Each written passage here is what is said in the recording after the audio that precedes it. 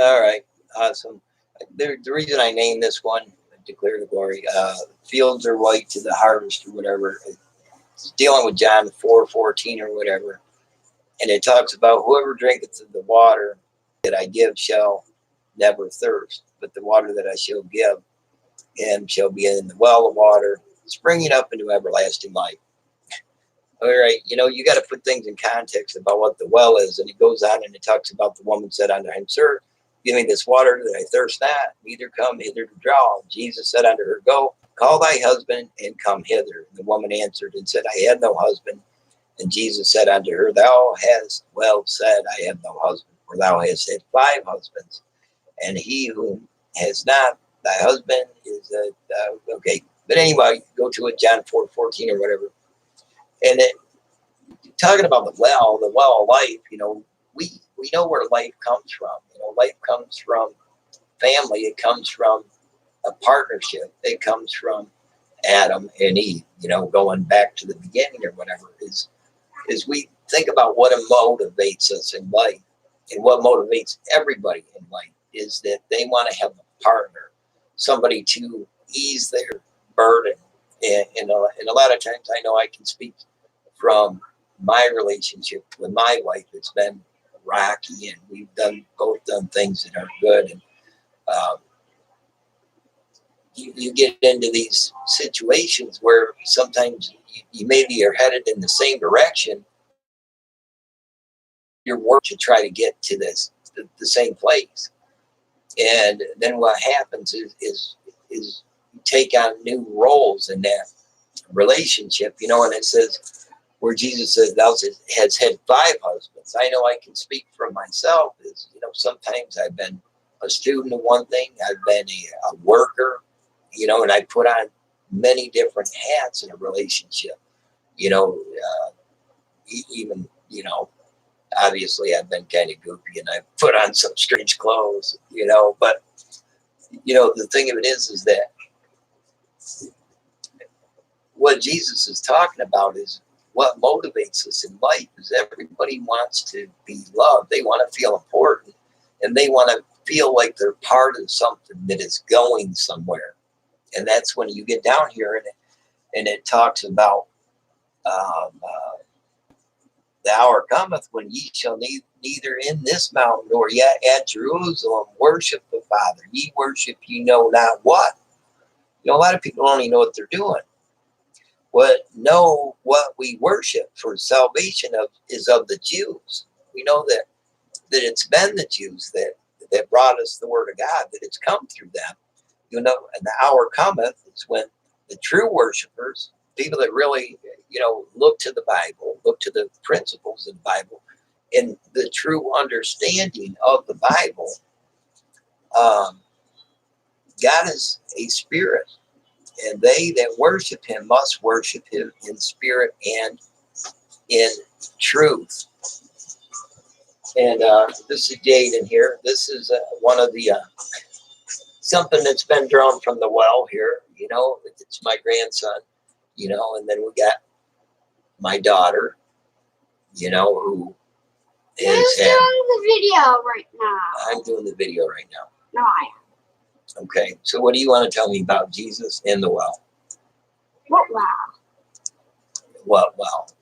The well of life, where everything comes from. This spirit of what drives people. Do you want people to love you? Yes, I do. You do. Okay. So what do you tell me all the time? You say, nobody likes me. Everybody hates me. That's a big lie. That's a big lie. Can you get this microphone on? It's a lie that we always say. Everybody says it. I'm trying my best. I'm doing. There's one view. Whatever. That's one view, and here's another view. What's your view on it? There's a view right there. Oh, okay. We've got one viewer. Oh, all right. One viewer. But actually, we don't, though. We don't, really.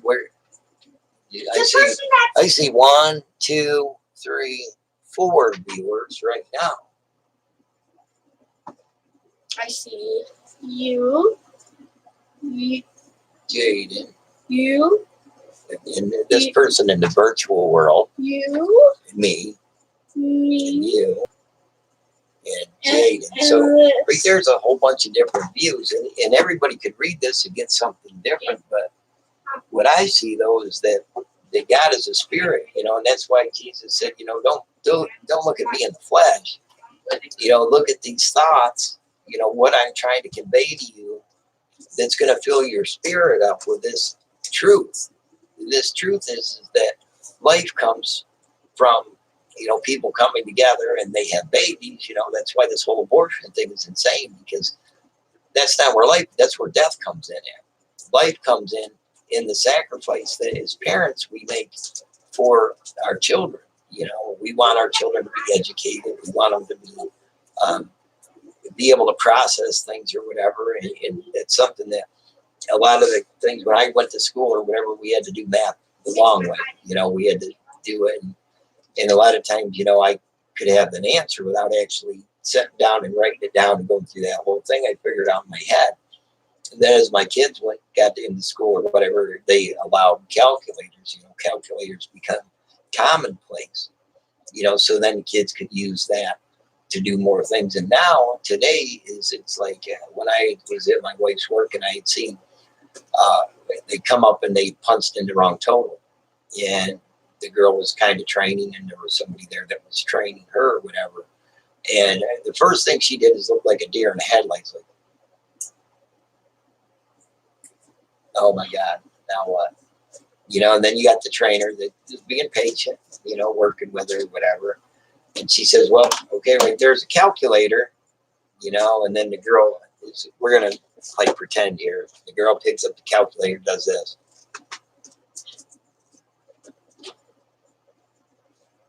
I have a question. Exactly. That's what she said. Don't click my button there. Don't click that button. Stop. Ask your question. Okay, my question is, do you know where my laptop charger is? Oh my goodness. That was not the question she asked, but the answer to your question is no.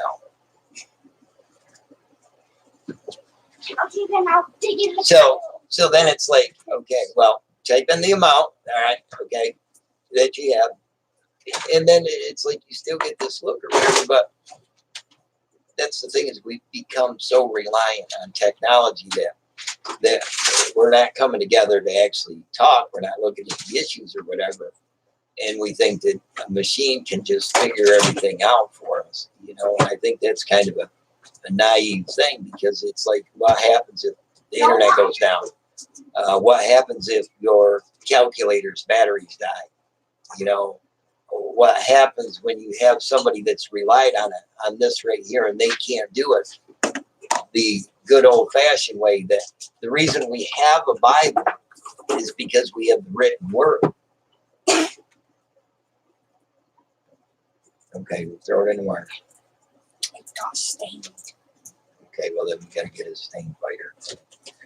And I think that's the problem, is that technology is it can be good and it can be bad. Is you look at what it does, and it can excite people's brains. It can make them more fast, like somebody that's already, like with myself or whatever, I might actually be listening to two things at the same time.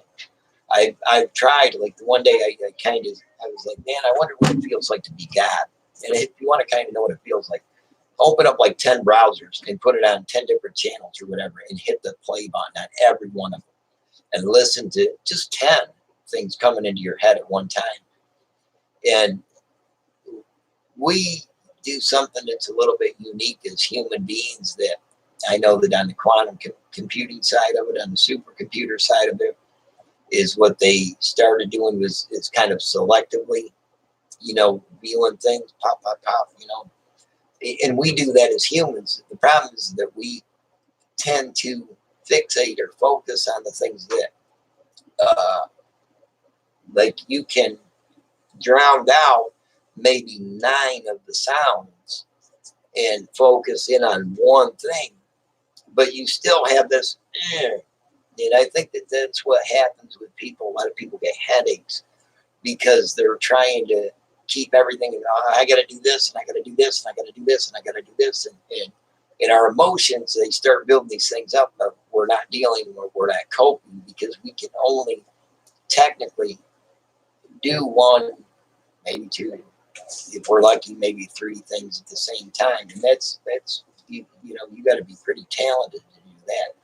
Generally, everything works in a process, a pattern, this to this, you know, these steps that go off or whatever.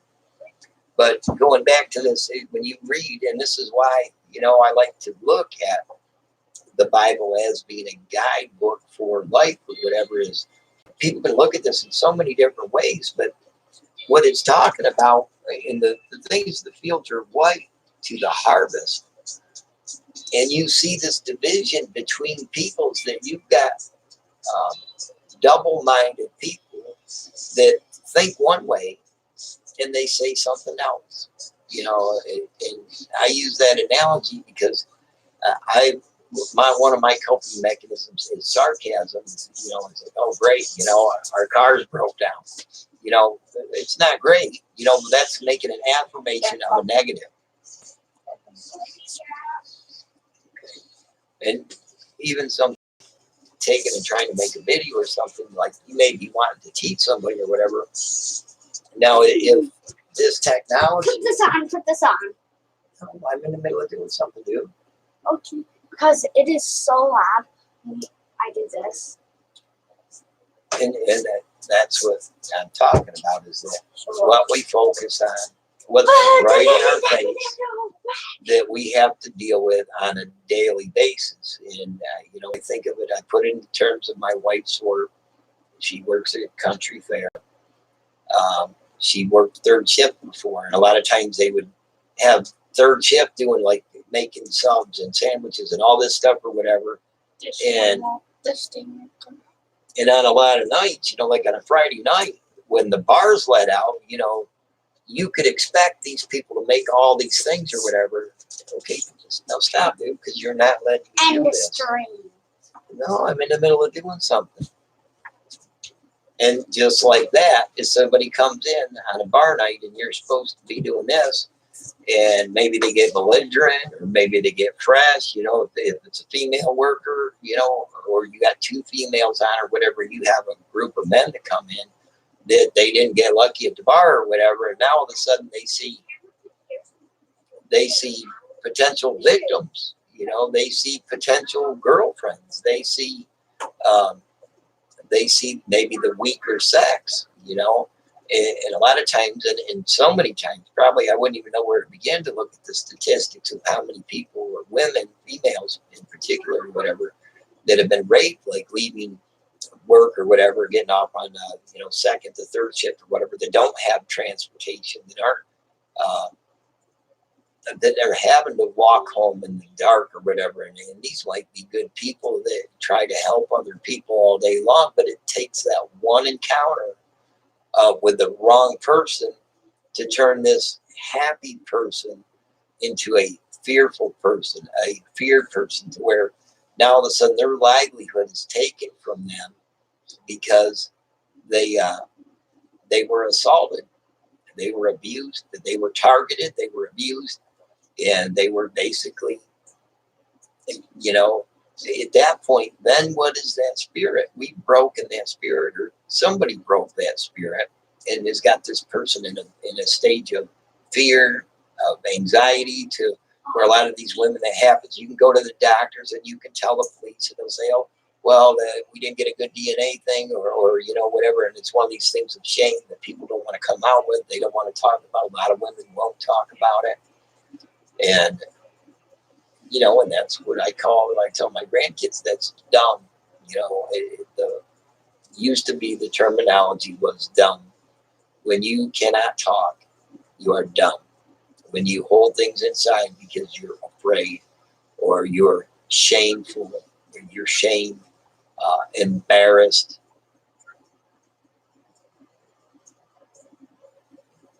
you know, you've got somebody with a broken spirit that maybe was a productive member of a workforce that now doesn't want to leave their house, that doesn't want to go anywhere, that doesn't want to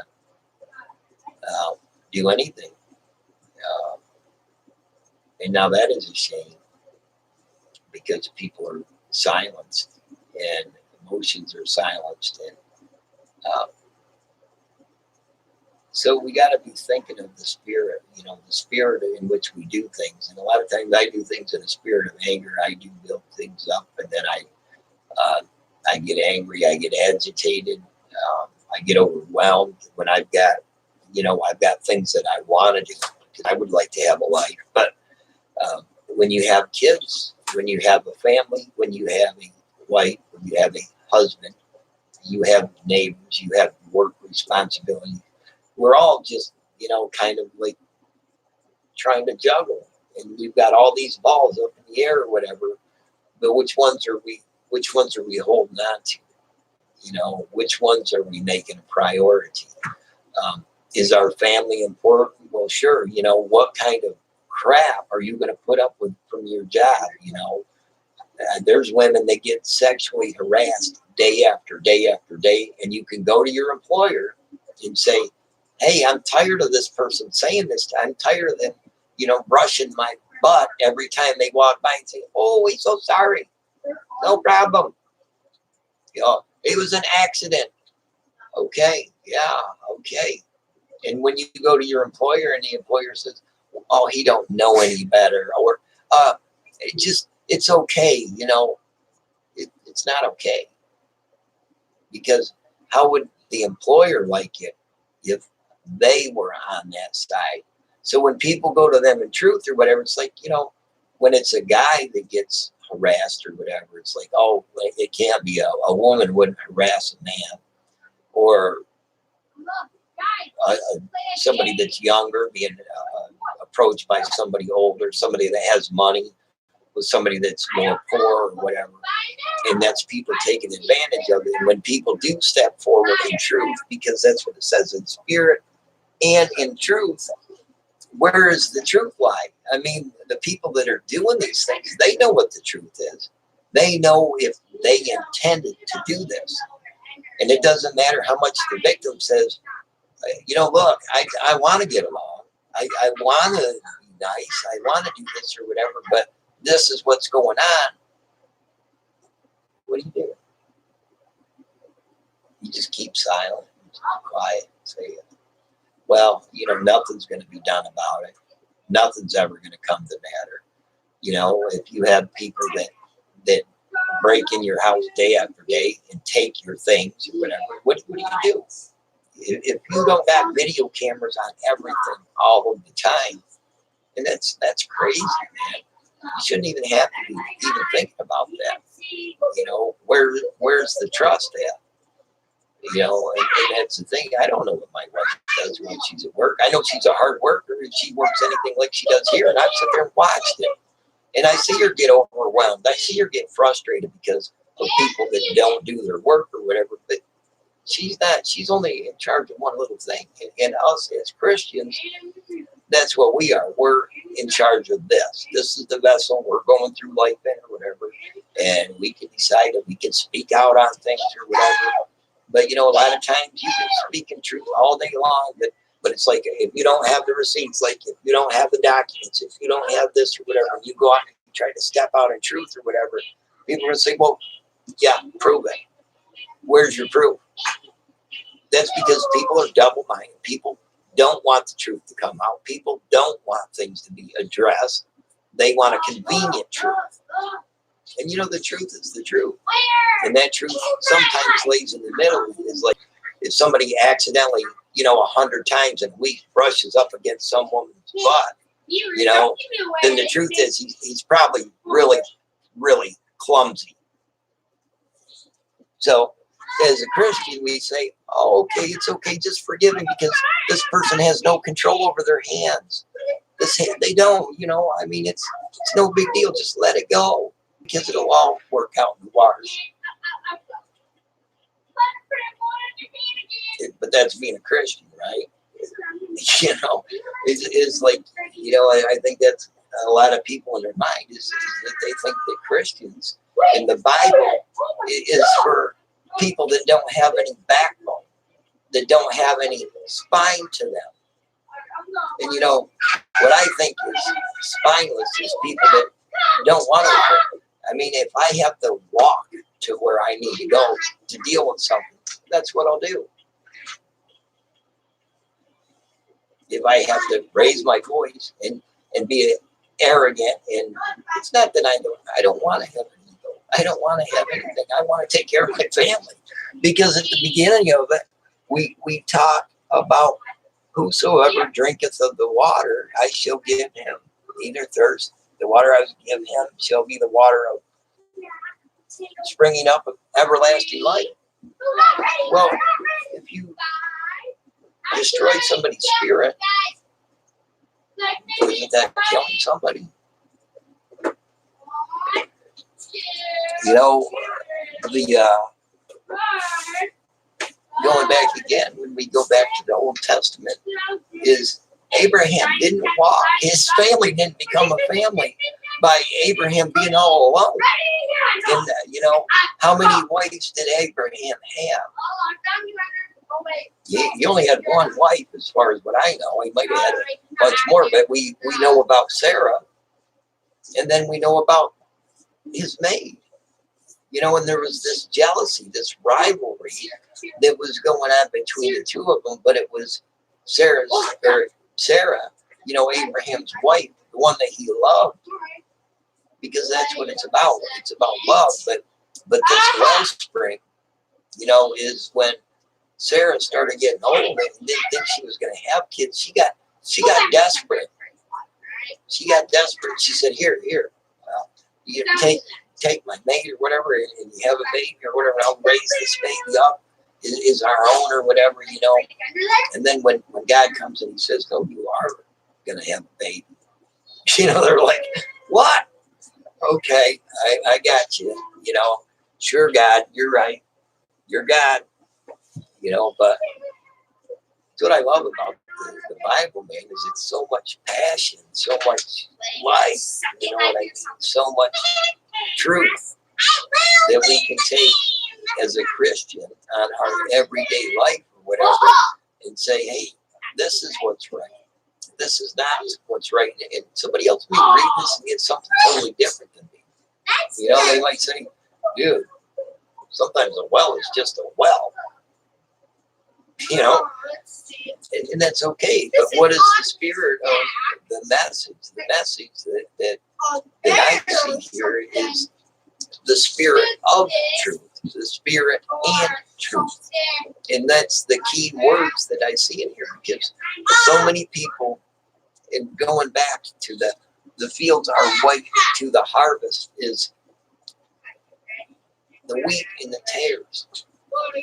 You're either going to be an honest person that's honest with your feelings, that's honest with somebody else and can look them in the eye and say, this is what is going on. This is the truth of the matter. And you're always going to have people, because what Jesus said is that you're going to have people that say, hey, you know, you have the two people, one on either side of Jesus, and the one person says, I'm wrong. I'm wrong. I made a mistake. I'm sorry. And you have the other person on the other side that says, hey, you save yourself. Keep your lies up. Just keep lying and lying and lying. Because in the end, guess what? It will come out. And it always does. The truth can be subjective to you, to me, to somebody else or whatever, but when you start looking in a common direction and everything starts getting added up, when it starts getting tallied and 2 + 2 + 2 + 2 + 2 doesn't equal 1, then what? You look at it again, then you look at it again, then you look at it again. And eventually, you know, when you see that a repetitive behavior pattern that works over and over again, you know,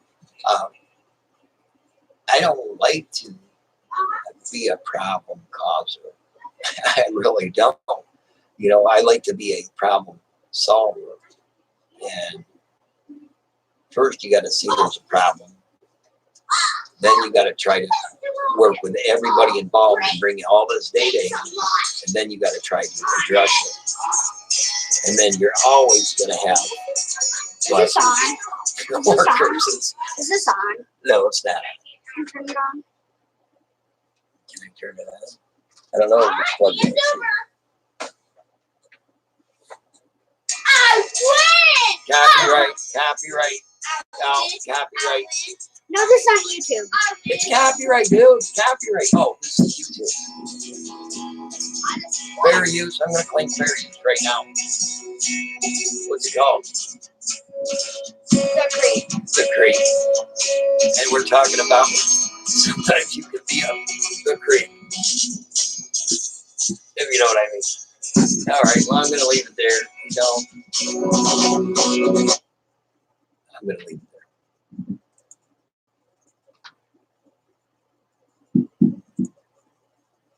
there.